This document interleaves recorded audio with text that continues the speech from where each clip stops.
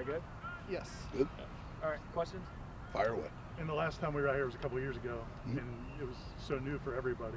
Like, can you even think back to how far the program's come in terms of the guys who have been through it? Every single day. Just seeing now, you watch the guys who have been here for a couple years, and guys who may have struggled in year one, and tour duty is a different thing. I don't care who you are, I don't care what level you are, or anything else. It takes a year to kind of get your feet under you and mentally get your head wrapped around what tour duty is going to throw at you. And you see the guys, you see the growth, guys who maybe you saw struggle when you came out 2 years ago and watched. And you see those guys leading groups and excelling now because they've been in the program, and not just being in better shape or anything else, but being mentally tougher, mentally stronger to be able to be those guys who are now ascended to those leadership type roles. Kind of said it, but how important is it when it becomes player-led? Obviously, first year it's coach-led because everyone's next year it's a little bit, but now you have the players teaching the younger players, and they're That's the ones. immeasurable. I mean, ultimately, you'd like your program to be coach-fed and player-led. Let us steer it the right direction. Let us provide coaching where it's appropriate when it comes to leadership and those types of things, and let the guys lead, let the guys drive, let the guys pick their peers up. Because it means way more coming from the guy that you rode to the workouts with, that you live with, than it ever does coming from a coach who did this forever ago. Right? And you see that start to happen. When you guys watch around, you see those guys coaching the things that we used to coach. I find myself coaching less of the basic standard stuff and be able to coach leadership and things like that. That's when you can start to truly measure growth within a program. Are there any guys that have just brought it consistently beginning to end throughout all four? Yeah, man, that's a long list. The guys really, like, if you want to talk about like some individuals in the offseason, I want to talk about guys like Josh Burrell, Dennis Briggs, Thomas Schrader, guys who battled back off of injury. Byron Turner's one of those guys. Seeing what those guys been able to do this offseason through the rehab process, transition from rehab process, getting very close to back playing ball again. Seeing what those guys have done. Those are the guys that have had some remarkable winter programs this year. Last year, you guys talked about guys like Jay Sean Corbin, Darius Washington, who had really good tour duties, and that translated over to the season. How transferable is tour duty typically to what you see on the field? It's huge in the sense of this. Like, anything you want to get better at. Okay, so let's say a guy wants to be a better squatter. What's that take? It takes reps and it takes time.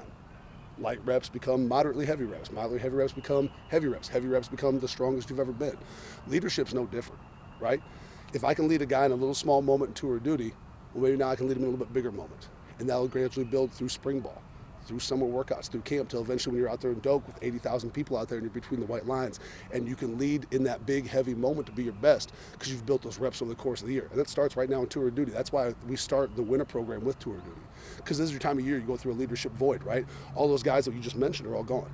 Those are the guys who were leaders, okay? So now who leads? Well, you got guys who want to lead, guys who've been growing towards being leaders, but they haven't actually done it yet. Or they've done it in a small role, and now they're ready for that bigger stage. And that's why we start with tour duty. Tour duty provides ample opportunity for those guys to step up and take hold of those moments. Between transfers and freshmen, you have about 20 new guys. How have those guys handled this as they've gone? It's been good. So, I mean, if you look at the team this year with 109 guys on the roster right now, I believe 45 or 46 guys, this is their very first winter program. So it's not just the mid-year new guys of the early enrollees and the transfer guys. It's also guys who came last summer who this is their first off-season. So as you walk out there right down today, you watch the whole thing going. But really, you're looking at almost 50% is guys who brand new their first tour duty was 7 weeks ago. And so you see the growth with those guys. Some guys come in very ready. Some guys go through young guy stuff. But once again, whether you're a transfer guy or an early enrollee freshman, tour duty is a different deal, right? And the mental things that throws at you, the added anxiety of not just your teammates being there, but your coaches, the head coach, your coordinator, the guys that control your playing time, that creates a sense of anxiety and some mental pressure that you can't create in any other workout, which is why it's important for those guys. It gives you a really good idea. If a guy can handle this really well, this guy can probably take a little bit of pressure in spring ball too, which will travel over to what? To summer and then to camp as well. What'd you hear from some of the transfers? I think I heard them early in the semester just how intense they weren't ready for the intensity of it. Was a little different than what they kind of. Yeah, there's no doubt. I mean, we talk about all the time, like our guys that come here are going to be built different. We're going to ask different things of our guys. And I think the biggest thing that surprises them, it's not just that it's hard, it's the consistency of it. It's every day that she's coming in waves, coming in waves, coming in waves. It's not like maybe the place you're at before, you had one or two of those really hard days throughout the winter time and everybody made a big deal about it. Here, when they come here, they realize it's Monday, it's Tuesday, it's Wednesday, it's Thursday, it's Friday.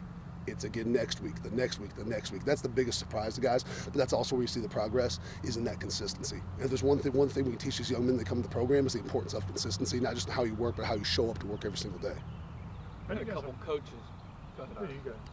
So you had a couple guys shift from off-field to being on-field coaches with you guys, but you've had a continuity in the staff from the last year. How does that help you organize this whole program when you've got that continuity? It's huge. You got guys who've seen it before. And you see with a couple of the coaches that are new into the program, they're out there still kind of wide-eyed, seeing how the whole thing operates. You got some of us, this year, Coach and I have been together 10 years. Done a whole lot of tour duties. So I'll try to, grab those guys, help them get on top of their role, be great at that role, and then expand. And you got some guys then, once again, that were off field who've seen it happen for a couple of years, who are now that guy that's up in the mix and whatnot. And that's a transition too, because it does. It moves fast, it's loud, there's a lot of moving parts, but so is practice.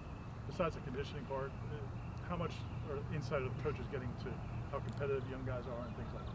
Yeah, it's fun watching those guys come in, step up, seeing you watch a kid on tape in the evaluation process, you kind of fall in love with them during recruiting, but then you get to see them show up and actually what do they bring to the table day one coming in, and that's huge. That's one of the most exciting parts about this time of year, especially the way college football's changed. And now pretty much you bring in your entire freshman class mid-year, and for those guys that's infinitely important, because now they're getting an entire extra off season. They're going to get a whole summer program. By the time camp rolls around, yeah, they haven't been out there in that stadium yet for real, but they've been in the program almost a year at that point. It's a lot of work, a lot of training, a lot of familiarity under their belt by the time they get to that point. So it sets those guys ahead for their careers, especially in a class like this where we have a lot of bigs. An extra offseason for a young front seven type player is huge. One guy who looked a lot different from the last time I saw him is Derek Glendon. I guess what kind of work has he He's done a good job being consistent. When we got here, D-Mac was a really young guy, and just the maturity, not just of his body, but of his mindset as well.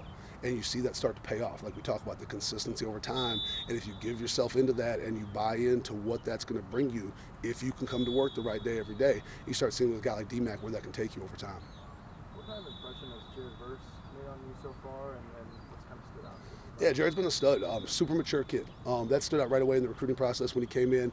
Like as you're talking to him, he's like talking to one of our veteran guys. Even though he's been in college for whatever it was, 2 years or whatnot. Very very different path that took him to bring him here. But you see him step in, being an older guy, the way he carries himself. Guys kind of look to him because obviously, you guys watch him around physically. That he's a certified freak of nature, right? So that always buys you a little bit of street credibility. But then when you see him, the consistency, you see that he can come into a program as a new guy, conduct himself as a professional, conduct himself as a guy that's been around, a guy that doesn't need to be taught the standards, a guy that just knows how to step in and be a pro. Well, that's huge. That sets him ahead to be a guy that young guys can look at to see how to do it. And then also, too, for old guys, the same since forever is iron sharpens iron. It's great. You want to bring in highly talented guys to push your existing talent as well. Down on the other side of the ball, Lyles out there, what does he do for you over there in the weight room to have a guy like that in there? What does he do for you? In all areas, you got a guy like Caden who's once again, he's an older presence, okay? So he can take those young guys. You see him pull a guy like Bryson Estes in. You see those guys spend a lot of time, okay? So not just is Caden doing a great job developing himself physically, learning the system, those things. You're watching him actively, for a guy that just got here, making young guys better as well. And so the impact that he's going to have in this program isn't going to be just this year on the field. You're seeing the impact that Caden has for years to come with what those young old linemen become, with some of the leadership that's in that room, and he's a big part of that. The other guy that seemed to miss time last year, but seems like he's doing well, Renardo Green.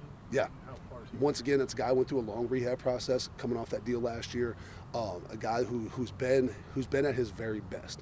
Like he's had moments since we've been here where he's been a really, really high performer. He's had some times where he's gone through some hard times, some ups and downs. And this winter program, he's been consistently at the highest he's been. It's been really fun to watch, seeing him grow, not just physically, but in what he's becoming around the guys and the way he can show up every day. And that's a deal where you see that happen out here, and you can only measure that in a squad or a bench or whatever. But where you see it is when it pays off in the field out here. And that's stuff that you see it growing over the course of a winter program. All those intangible type things, right? And you see that matters. I can't measure that, I can't quantify that, but that matters. And that is a lot of what you're seeing this winter, along with the physical growth. That's a standard, right? That's I can dictate that. The other growth, we got to set the table for that, but the guys have to be the ones to do that. And you see that happening. How was the squad party? Awesome. It's hectic, and it's a lot of stuff going on, loud, a lot of action, a lot of guys. So that environment's huge. We talk about it all the time. It's just you under the bar, but you got that environment, that room. You got your brothers around you to help you lift that weight just from the moment and the environment, getting caught up in it, seeing guys perform. You see the competitive spirit come out, and that's a big deal for our program. You see guys. It's one of the few days I allow phones and stuff in the weight room while we're training, and so you'll see Amari Gainer's on FaceTime with somebody. I see who's on FaceTime with. He's FaceTiming with Jermaine because Jermaine wants to see what our guys are up to. You know, you see guys, former players want to check in. Guys texting me on Friday to want to know what time the squad party was starting. Guys that are out training for the combine and stuff right now. And that's cool. It just goes to show you the impact that work can have on a program. It's not everything, but it matters. Have you seen many receivers like Josh Burrell at the squad? No, Josh is an elite squatter. I mean, he truly is. I mean, you look at the way he's built. It takes a mature mindset to be able to move weight like that. You can't just move weight like that with a young, immature mindset. So like seeing that out of him, like that kid's got bright future to come, and he's one of those guys too that we haven't got to see a lot of yet, kind of like a Byron Turner. You know, Byron Turner's a guy that hit a huge squad on Friday as well, but he was a guy that came in with a pre-existing deal that we had to get taken care of, and seeing him grow through this offseason as well. So there's gonna be some fun things that will be set on this field that you guys haven't got a chance to really see very much of yet. Talk about the squad party. I know this is the first full off season with the renovated weight room. I guess how much of a difference has that made for y'all?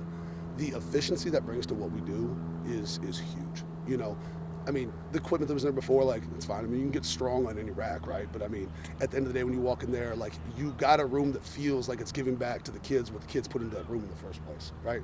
And then just from an efficiency and safety standpoint, that's huge for us. You know, just with some of the unique things that the Soar Next equipment brings to the room, allows us to do some things differently than we've done in the past. You know, a little bit quicker, a little bit more efficient, a little bit safer, in obviously a far better looking space than what was in there when we first got here.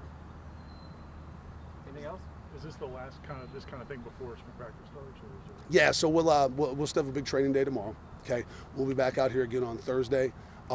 Thursday will be a little bit of a modified version of this as we're kind of getting ready for practice on Saturday.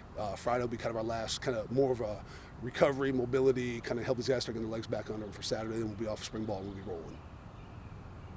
All right, thanks, Coach. Good. Thanks, appreciate it. Thanks, man.